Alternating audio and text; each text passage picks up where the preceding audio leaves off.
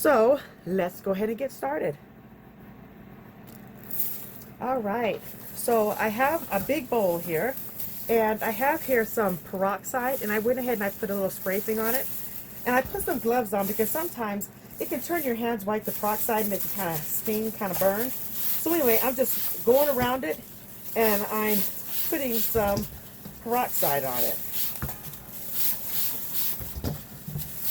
And what I'm going to do is I'm going to let this sit on it for a little bit, and then I'm going to go ahead and rinse this off and cut it up. Now, I definitely would have loved to have gotten organic, but sometimes it's just expensive. And this was such a great deal. So now that this is all sprayed and ready, I'm going to let this sit for around 10 minutes. And then after that, then we're going to go ahead and start rinsing it off.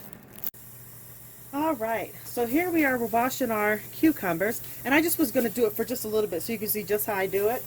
Now, I go ahead and I rinse it off. And then I have here, it's a scoring pad.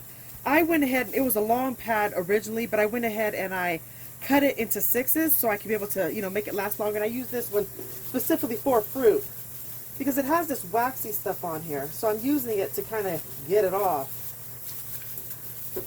So rinsing it off and giving it a kind of a good clean.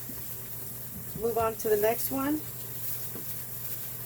Just wiping it down.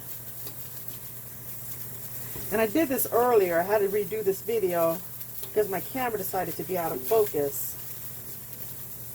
But I won't keep you with me the whole time I'm doing this.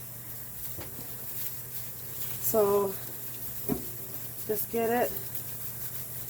And you're basically, you're just cleaning it off. Moving a lot of that wax stuff. All right, so I'm going to go ahead and finish these up, and I'll bring you back.